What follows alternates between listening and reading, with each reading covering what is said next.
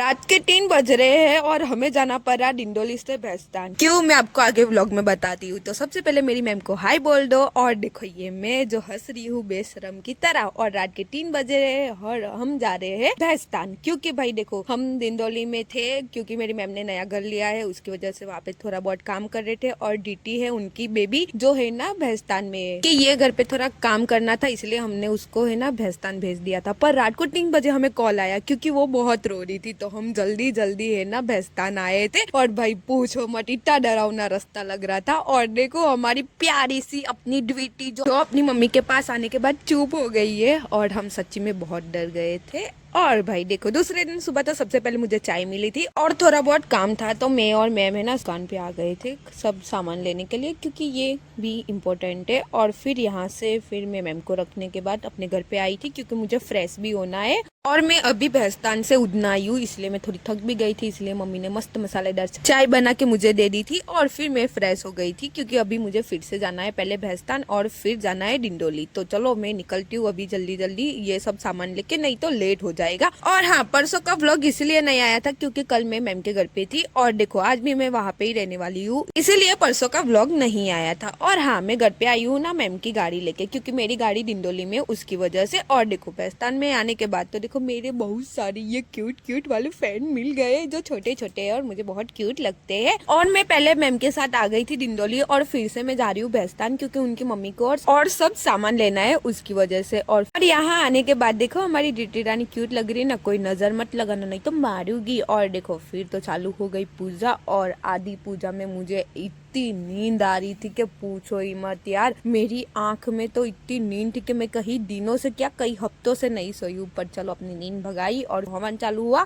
और सब पूजा पाठ खत्म होने के बाद देखो आ जाती है थोड़े बहुत काम करने की बारी, तो मैं काम कर लेती हूँ, क्योंकि अभी अभी पूजा खत्म हुई है उसकी वजह से। और भाई ये सारा काम खत्म करने के बाद मैं थोड़ी देर आराम से बैठी थी और सब बैठ के बातें ही कर रहे थे। पर देखो यार मुझे इतनी नींद आ रही थी, देखो मेरा ठोबड़ा कैसे हुआ पड़ा है। मतलब अभी मुझे कोई बोले ना सो जा तो मैं सो जाऊंगी। पर चलो अभी तो थोड़ा काम करना है, तो बाय बाय, गुड नाइट। मैं आपसे मिलूंगी कल नए व्लॉग में।